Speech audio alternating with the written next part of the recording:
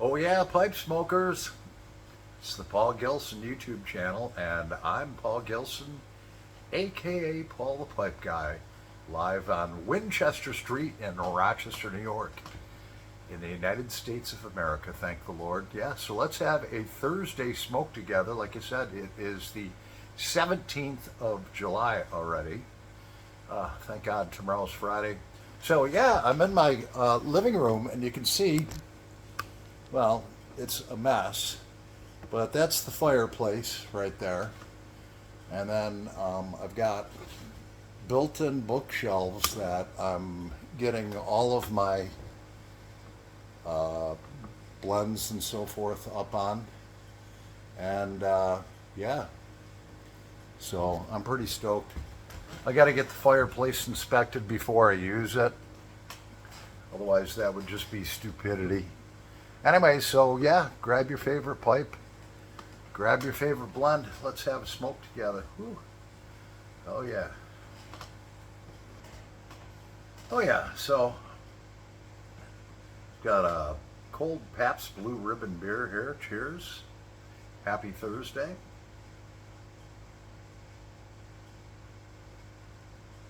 Oh, that's good. And we have this pipe. Doesn't have a name on it. It just says Algerian Briar and a bowl number on it. And that has some Scotty's Butternut Burley in it. One of my favorite go-tos. I just love Scotty's Butternut Burley. You used to be able to buy it all pre-mixed, and then the government came out with some weird rules, and now if you order Scotty's Butternut Burley, it comes in two packages. You have to mix them and blend them together. I don't know. Let's set something on fire.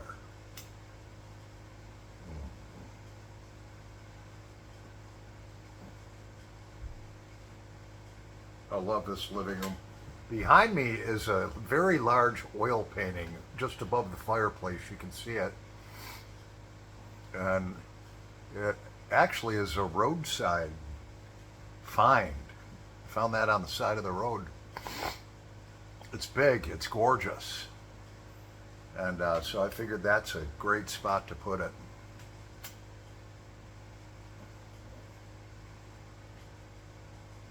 Then I've got oil lamps on either side. Johnny Onion Manning a while back.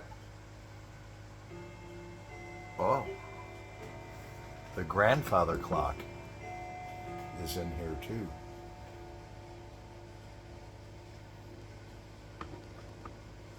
I love that grandfather clock. I got a great deal on that thing. That grandfather clock is like $2,000. And it was made in 1977 right here in the USA. I got it for 75 bucks. And it's over 6 foot tall. It's beautiful.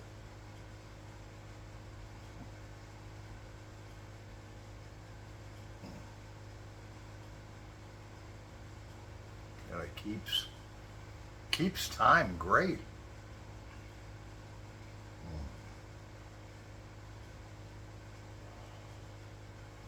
Love this Scotty's Butternut Burley. Yeah, so it's been so hot. I've really not done hardly anything as far as unpacking things. I think tonight I'm going to do it. It's gotten a little cooler. It's only about 84 degrees out.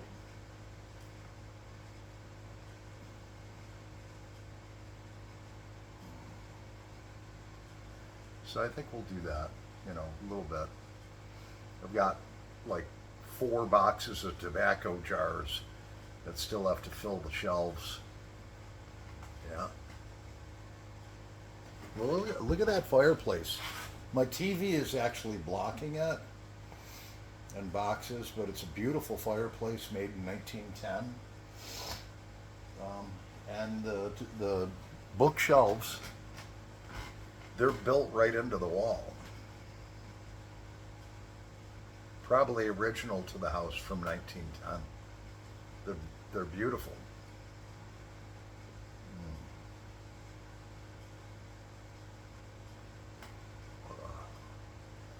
Scotty's Butternut Burley's good.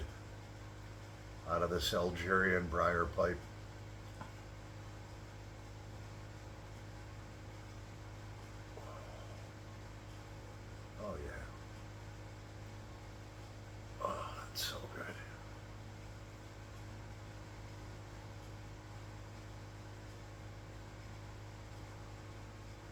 So many things to do.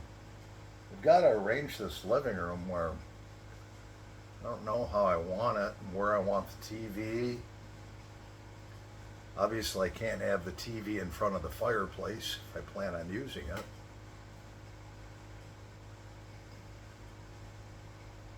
I don't know.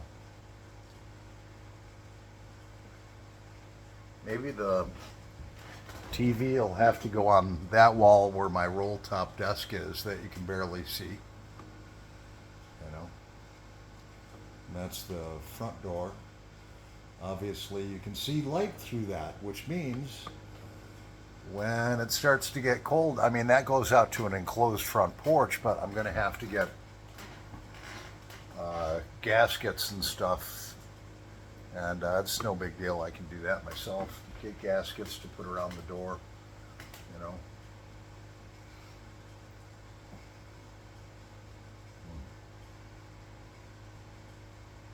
This sure is good. Oh, yeah. So thank God somebody warned me about my brake light. I was driving down Ridge Road on the way home yesterday after I got out of work and then dropped my daughter off at her boyfriend's. I'm driving down Ridge Road and I'm sitting at a red light and a guy in a truck pulls up next to me and he's like, "Hey man, you know you got a tail light out?" I was like, "Oh man, thank you so much." You know, and you know, most people won't tell you that. A police officer will. And believe me, to get pulled over is the last thing I need.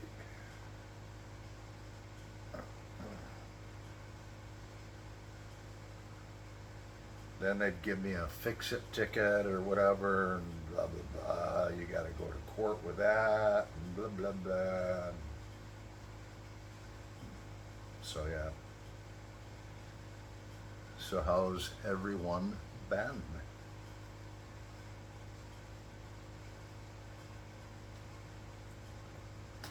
Yeah, we're going to take a little break for a second, and we'll be back in a nanosecond. Yeah. Oh yeah. So So I wanted to show you some of my home defense ammo. Just a couple boxes. I hope. I mean, I live in a great area here. My insurance went down when I moved here for my car and everything.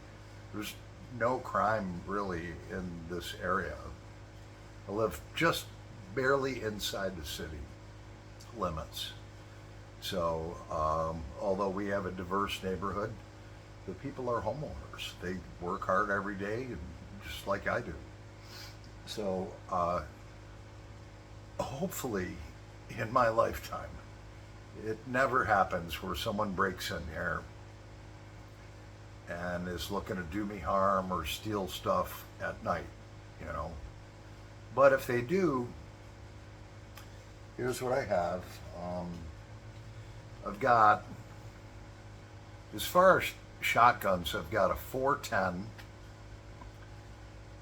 which is my smallest shotgun, and then I have a 20 gauge, a 16 gauge, a couple of them, and then several 12 gauges. So for my 16 gauge, which for some reason this is hard to, 16 gauge, at least in this area, has become harder to find. So when I found some 16 gauge ammo, I bought a few boxes.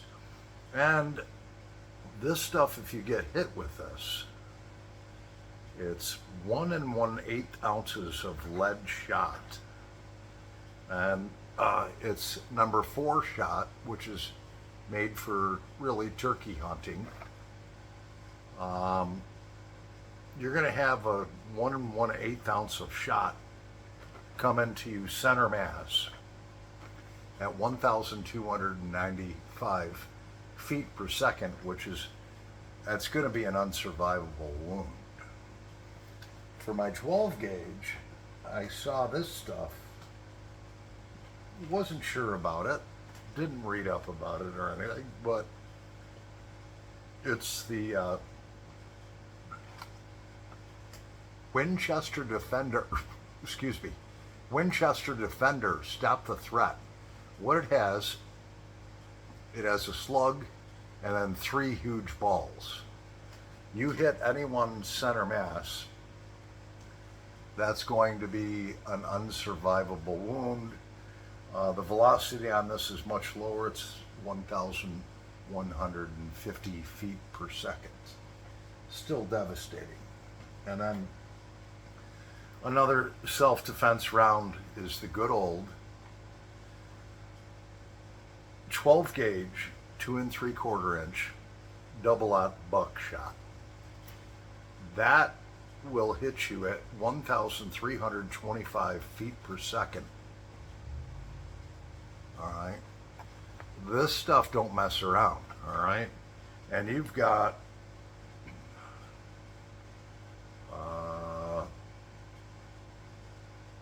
double-aught buck right there. That's the second circle right there. That's the size of it. And I think there's 9 of those in each shell. You hit somebody anywhere center mass. If you hit them in the shoulder, it's going to blow their arm off. If you hit them in the face, it's going to blow their head off. You hit them center mass, unsurvivable wound. All right, 1 shot. And that's the size of it. They do have triple-aught buck, which is a little bigger, but I got the double-aught buck, which is right there. And like I said, that travels at 1,325 feet per second, which is much lower than the speed of, let's say, a high-powered rifle. A high-powered rifle can reach speeds of 3,000 feet per second, which basically would take about 1.15 seconds to travel 1 mile. But you don't want to use a rifle for home defense, because if you shoot the person with that, it's going to go through them. It's going to go through the wall, the next wall, and hit somebody else's house, go through that wall, and potentially kill one of your neighbors. And that's why you don't want to use like a high-powered hunting rifle for self-defense. The best self-defense, in my opinion, is a shotgun or a 45 caliber with hydroshock ammunition, maximum expansion. It's going to go through that person at over 850 feet per second.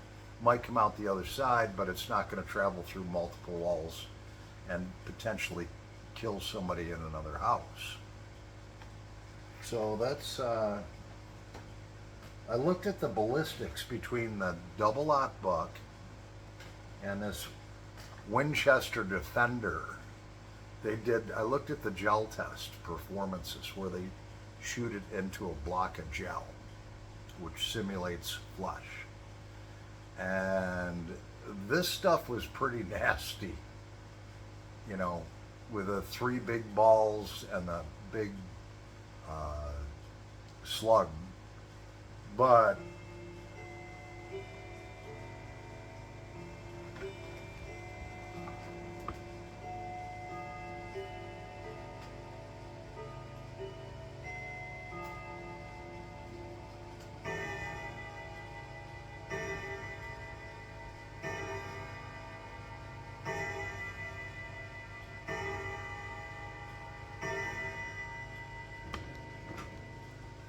I love that clock. Love the sound of it. Love the way it looks in my living room. So, as I was saying, I looked at it, and the wound cavity with the double-aught buck was far greater than with this Defender stuff, you know. I don't know. Can you imagine getting hit in the chest with 9 balls that are that size at 1,325 feet per second?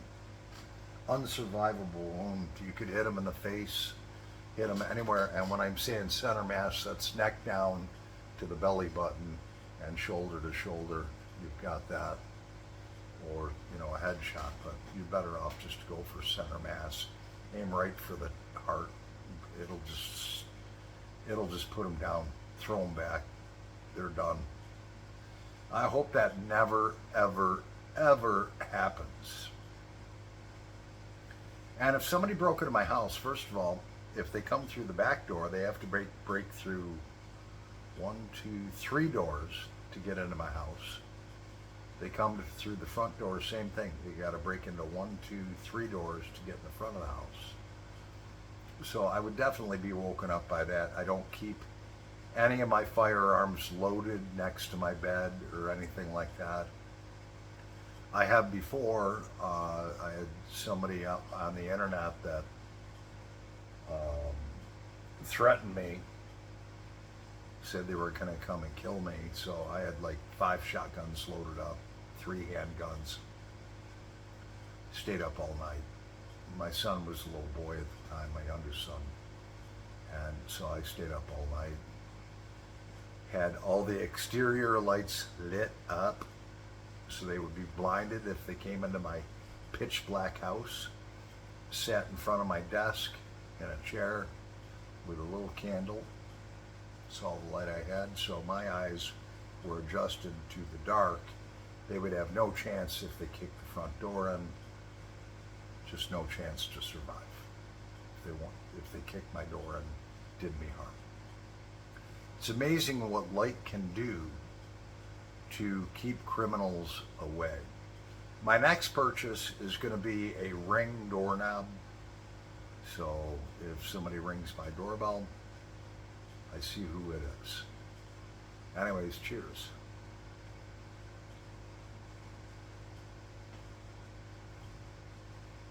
So that's my little spout on home defense. And who's your Marshall, Scott? I'm sure he would definitely agree with what I said about home defense methods. He's a police officer, and I'm sure my buddy Eddie down in Tennessee, he's a police officer.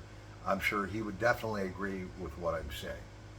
Do not use a high-powered rifle for home defense.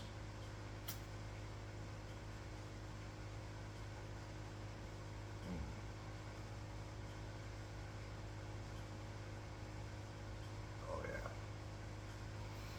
Scotty's buttering up early.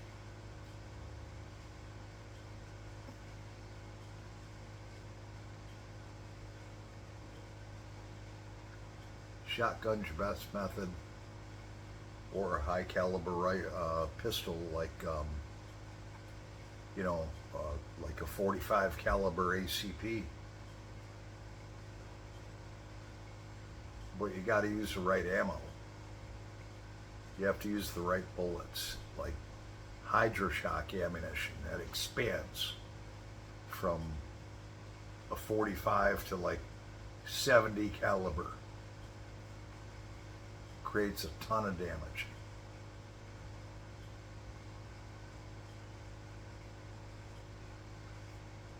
You shoot somebody center mass anywhere with a 45 caliber handgun, they're going to go down fast, and they're never going to get back up. Well, like I said, I hope that never happens. But there are guys that dream about that. They sit and it's like, oh yeah, I'm prepared. Somebody breaks into my house, I'm going to kill them. Oh yeah, I hope somebody does, But there are people like that. And those people really, in my opinion, they shouldn't own firearms. They're looking for a reason to defend themselves and kill somebody. They shouldn't own firearms if you have that type of thinking.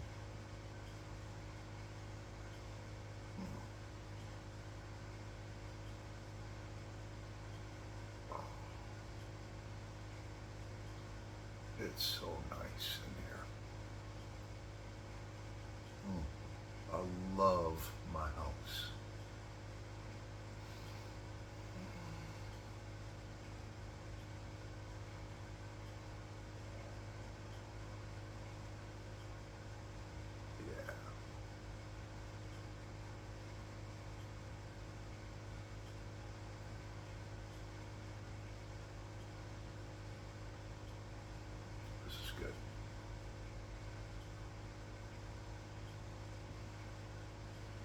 And you can only defend yourself inside your house if you feel your life is threatened and someone's breaking in. About 15 years ago, there was a black man in Greece, and he saw a couple kids breaking into his car in the middle of the night. Loads up his handgun, legally owned, goes out there, confronts them, shoots a 15-year-old boy dead. You're not allowed to do that. If they're breaking into your personal property, you can't go out and kill them outside. And the guy actually got off. And I think it was because he was a black man, and they just didn't want to cause like a race war or something here, you know.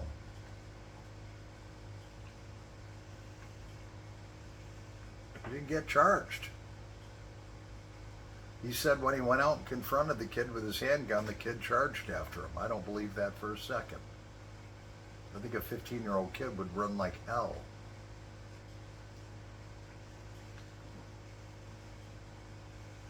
But that was the story. I met the parents of that young man that was killed. What a shame, just to see the sadness that they, lost a child. Yeah, granted, their son shouldn't have been out breaking into vehicles in the neighborhood, but that doesn't deserve to be shot and killed over.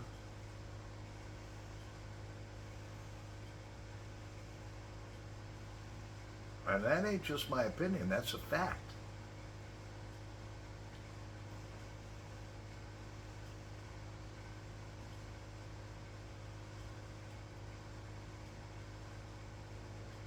Yeah, this is good. I'll tell you, Algerian briar pipes, I mean, they taste sweet. There's a little bit of a sweetness to them.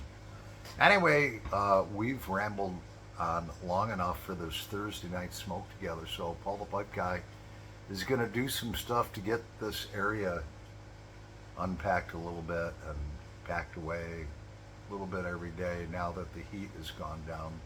Anyways, God bless you all. Thanks for watching. Yeah, Paul the Pipe Guy over, but not out.